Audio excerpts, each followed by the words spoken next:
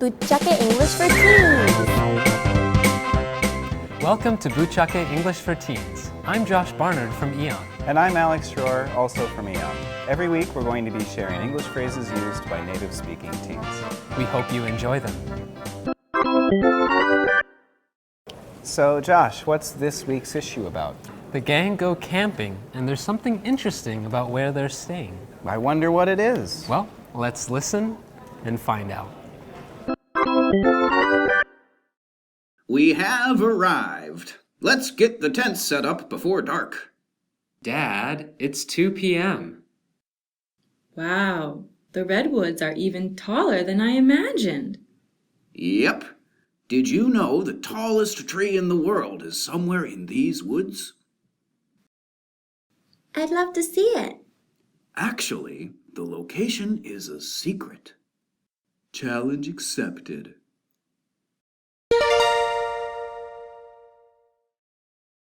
Oh man, camping is so much fun. Well, it can be, but when it goes bad, it really goes bad. Did something happen to you? Let's just say I should have packed a winter sleeping bag instead of a summer sleeping bag. Ouch, that sounds rough. Anyway, did you catch what Hillary said about the redwoods? Yeah, she said, the redwoods are even taller than I imagined. That's right. You can use the word even to emphasize a comparison. In this week's issue, it showed that Hillary imagined that the redwoods were very tall, but they were even taller than that. Let's look at a few examples. Wow, this pasta is even tastier than I expected. Oof, this test is even more difficult than I thought it would be. The remake was even better than the original. Now, you might know that you can also emphasize a comparison using words like a lot or way, but the nuance is different from even. Look at the difference between these two sentences. In the even sentence, the emphasis shows that even though I imagined they were very tall, the redwoods were still taller than I imagined.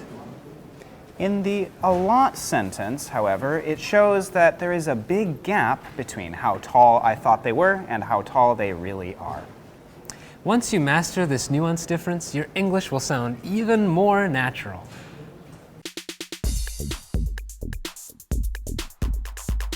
Our Doshi no Tetsujin point for today is about how to say 着いたよ in English. If you look at the Japanese, you might think that you should say, we arrived, but this is not the case. Alex's dad said, we have arrived. He could have also used present tense and said, we're here. That's because in situations like this, when we are describing something as it happens, or just after it happened, we often use simple present or present perfect tense. In most cases, we do not use the simple past for things that have just happened. Even though they are technically past events, they feel more like now than in the past. That's right. Let's look at some other situations where we use present or present perfect to talk about things as they happen. This one is the opposite of we have arrived. It's used when you are leaving. We're off. One situation we've talked about in a previous issue is in sports commentary.